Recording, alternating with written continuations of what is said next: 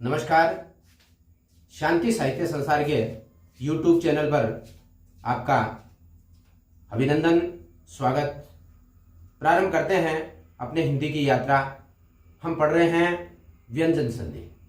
व्यंजन संधि के अपने अभी तक 10 नियम पढ़ चुके हैं जो कि अत्यधिक महत्वपूर्ण थे। अब अपने व्यंजन संधि के कुछ छोटे छोटे नियम है ना, जिनसे परीक्षाओं में प्रश्न आने की संभावनाएं कम ही होती हैं, लेकिन फिर भी कई बार आ जाता है, तो वो नियम अपने अभी करेंगे। तो नियम नंबर अपने 11 पढ़ते हैं। नियम नंबर 11, व्यंजन संधि। व्यंजन संधि।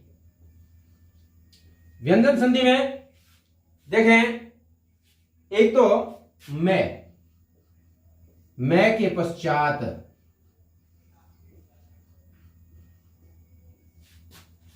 निर्णुनासिक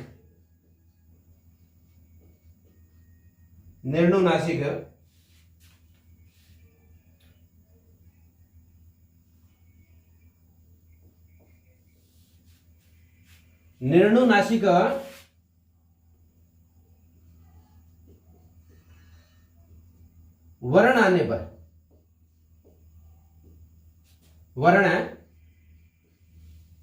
आने पर मकार उस व्यंजन के पंचम वर्ण में बदल जाता है।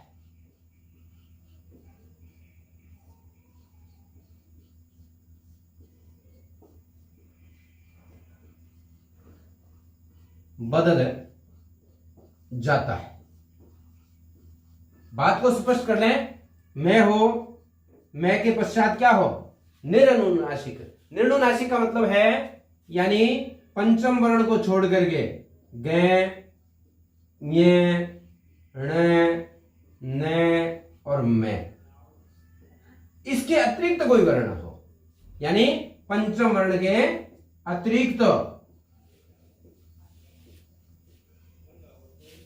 अतिरिक्त कोई वर्ण हो तो वह उसी के पंचम वर्ण में बदल जाता है। पंचम वर्ण में बदल जाता है। बात बिल्कुल सरल है, परीक्षा की दृष्टि से कोई ज्यादा महत्वपूर्ण नहीं है, क्योंकि जैसे अपने यहां बात करें, जैसे कम और चन। अब यहां क्या है, कई बार ऐसा पूछ लेता है भी, जैसे कंचन है, इसकी संधि क्या होगी? तो अपने थोड़ा सा ये ध्यान में रहे कि ये कम प्लस है चन है ना। लेकिन अपने क्या करते हैं, जैसे ये इसका जो पंचम वर्ण है उसमें बदलते हैं, लेकिन आजकल है हिंदी में ऐसा चलता नहीं है। शब्द है वो सारे अनुस्वार युक्त ही लिखे जाते हैं और शुद्ध भी माने जाते हैं। लेकिन फिर भी जानकारी के लिए जैसे करेंगे क्या, और ये च है ना, इसका पंचम वर्ण है ना, इसका पंचम वर्ण ये होगा, क्या होगा? कंचन। ठीक है ना, क्या बनेगा? कंचन। और वैकल्पिक रूप में ये भी सही होता है। विकल्प रूप में ये भी सही होता है। ठीक है ना। अब देखें, सम प्लस कर, तो ये संकर, क्या बनेगा? संकर है ना। ये भी और विकल्प से ये भी, दोनों क्या हैं? शुद्ध हैं। दोनों क्या हैं? शुद्ध हैं। ठीक है ना। तो मैं के पश्चात पंचम वर्ण को छोड़ करके कोई भी वर्ण आए तो बाद वाले वर्ण के पंचम वर्ण में मकार है वो बदल जाता है। इतनी बात अपने को ध्यान रखनी है। ठीक है ना। एक उदाहरण आ गया है ना। फिर देखें इसी प्रकार सम प्लस गम है ना, तो ये क्या बन जाएगा? संगम। संगम, या इसको अपने कहें तो ये संगम। ठीक है ना। इसी प्रकार है सम प्लस चय तो ये क्या बन जाएगा? संचय। संचय, ठीक है ना। और किम प्लस चन, ये क्या बन जाएगा? किंचन, ठीक है ना। ये क्या बन जाएगा? किंचन। और जैसे खम प्लस डन, क्या बन जाएगा? खंडन। क्या बन जाएगा? खंडन बन जाएगा।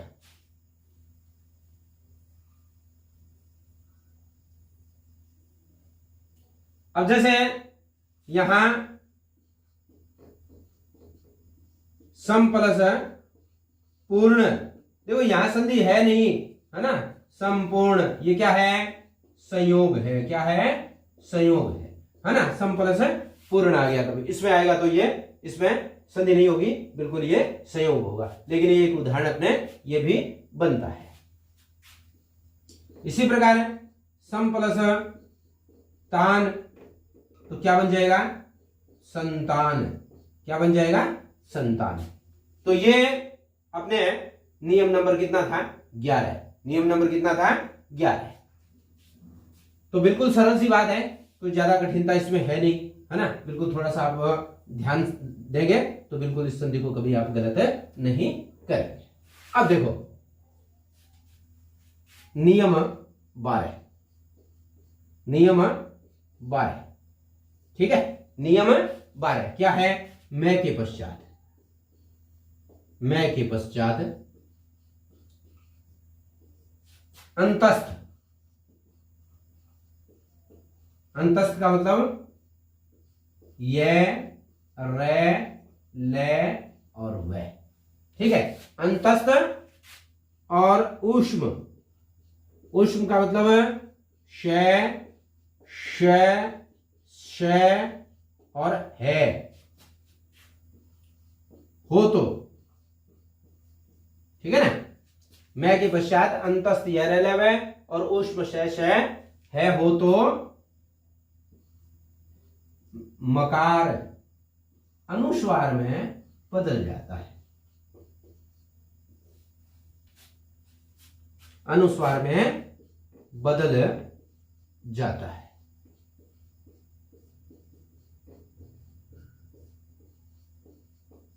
ठीक है। जैसे सम, ध्यान कर लें, यानी मैं के पश्चात, वैसे तो यह से लेकर के है तक के वर्ण याद रखना है।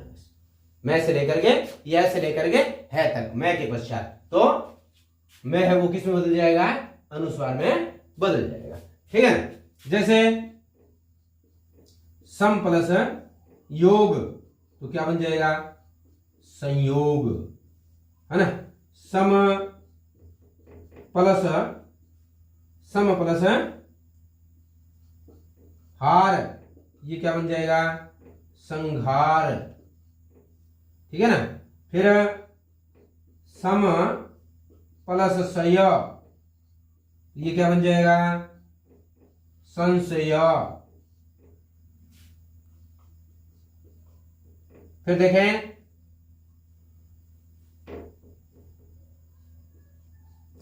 सम प्लस यम, ये क्या बन जाएगा? संयम। क्या बन जाएगा? संयम, ठीक है। तो यहां क्या हो, यह से लेकर के है तक का कोई भी वर्ण हो तो वो अनुस्वार में बदल जाएगा। जैसे सम प्लस वाद, तो क्या बन गया? संवाद, ठीक है ना। तो ये अपने थोड़ा सा ध्यान रखने की बात है। तो ये थोड़ा सा आप ध्यान रखेंगे तो फिर इसमें भी कहीं आपकी दिक्कतें नहीं आएगी। मैं के पश्चात यह से लेकर के है तक के वर्ण हो तो मकार है वो अनुस्वार में परिवर्तित हो जाता है। उदाहरण मैंने बता दिया आपको, सम योग संयोग बन गया, समहार संघार बन गया, समशय और समयम, है ना, और संवाद संवाद बन गया, ठीक है।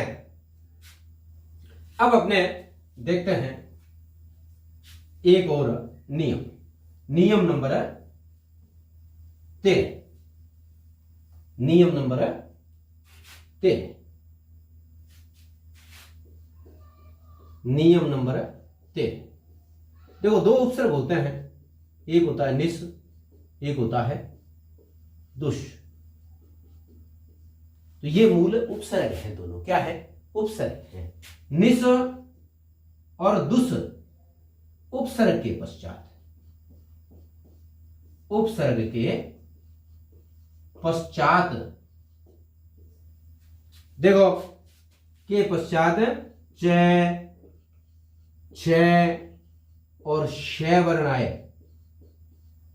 वर्ण आए तो ये क्या हो जाते हैं? यानी ये तालव्य हैं, तो तय भी श भी क्या आ जाएगा? तालव्य आ जाएगा। यानी च, छ, श तालव्य वर्ण है, तो ये भी किसमें बदल जाएगा? तालव्य में बदल जाएगा। तो वर्ण आए तो दुष में, दुष है वो दुष में बदल जाता है।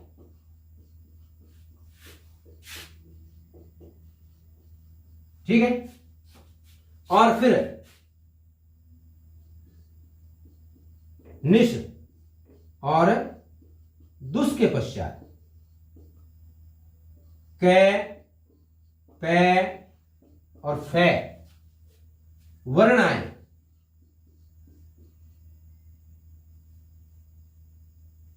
वर्ण आए तो, वर्ण आए तो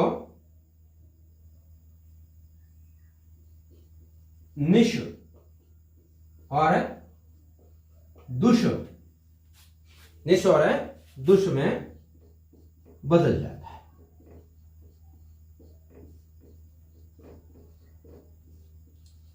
बदल जाता है, बस इतनी सी बात है। निस और दुष मूल उपसर्ग ये है, निस और दुष। ठीक है। और ये यदि इसके पश्चात क्या हो, च, छ, श, तीन वर्ण याद रखने हैं आपको। च, छ और श आए तो ये तालव्य श, यानी ये स दंत्य है वो तालव्य स में बदल जाता है। फिर निस और दुष के पश्चात है क, पे और फे, है ना। क, पे और फे वर्ण आए तो निश और दुष में बदल जाता है। यानी ये दंत्य है और ये मूर्धन्य में परिवर्तित हो जाता है। ठीक है ना। किसमें परिवर्तित हो जाता है? तो अपने पहले उदाहरण देखते हैं, पहले वाले पे। जैसे निस प्लस चल, है ना, ये किसमें बदल जाएगा? निश्चल। ठीक है ना।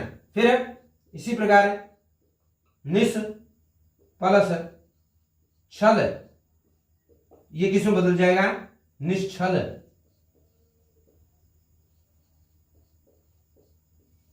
ठीक है।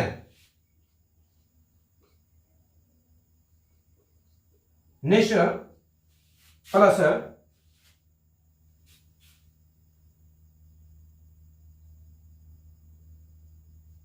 चिंत, ये किसमें बदल जाएगा? निश्चिंत। निश्चिंत में परिवर्तित हो जाएगा। यानी अपने वर्ण देखने हैं च, छ और श। ठीक है ना। च, छ और श वर्ण देखने हैं तो ये किसमें बदल जाएगा? ये दंत्य है वो तालव्य में परिवर्तित हो जाएगा। किसमें परिवर्तित हो जाएगा? दंत्य है वो तालव्य में परिवर्तित हो जाएगा। इस प्रकार, इसी प्रकार दूसरे, जैसे ये हो दुस, ठीक है ना। तो यदि यहां च आ जाए तो दुश्चिंता, दुश्चिंता, है ना। इस समय में ये परिवर्तन हो जाएगा, है ना। इस में ये परिवर्तन हो जाएगा। दोनों निस और दुस दोनों में यही है। ठीक है। फिर देखें अपने ये कै आई तो कै, जैसे अपने लिखा निस प्लस है हो तो क्या हो जाएगा? निष्फल। क्या हो जाएगा? निष्फल। यानी ये मूर्धन्य में बदल गया। इसी प्रकार दुस का उदाहरण देखते हैं अपने। दुस परिणाम, ठीक है ना। तो ये दुष्परिणाम किसमें बदल जाएगा? दुष्परिणाम में बदल जाएगा। किसमें बदल जाएगा? दुष्परिणाम में बदल जाएगा। तो नियम तो आपके समझ में आ ही है, एक दो उदाहरण अपने और देखते हैं, है ना। तो ये बिल्कुल आपके बात है वो क्लियर हो जाएगी, ठीक है ना। इसी प्रकार जैसे दुष्कर, है ना, ये दुष्कर, ठीक है ना, क्या हो जाएगा, दुष्कर में बदल जाएगा। इसी प्रकार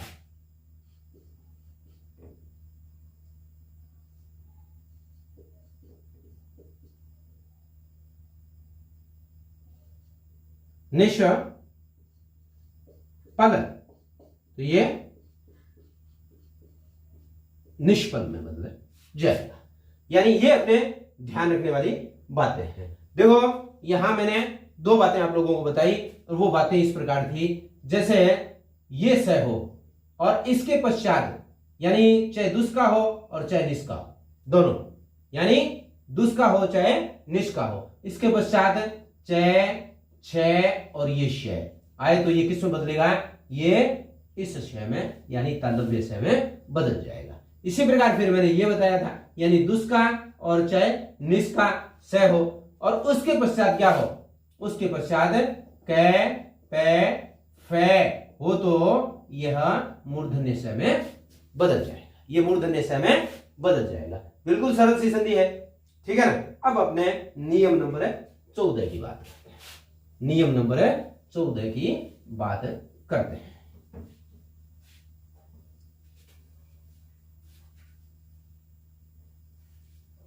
नियम नंबर 14,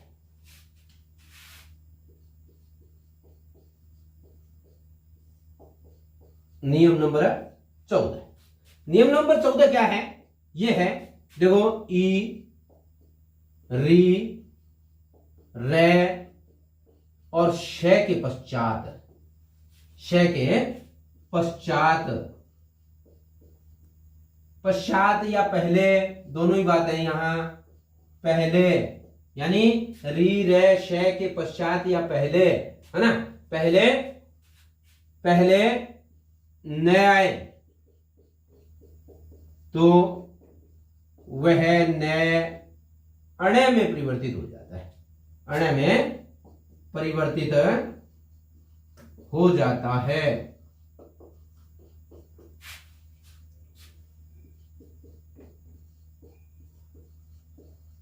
जैसे अपने बात करें, जैसे री न, ये न है वो किस में बदल जाएगा, ऋण में, ठीक है।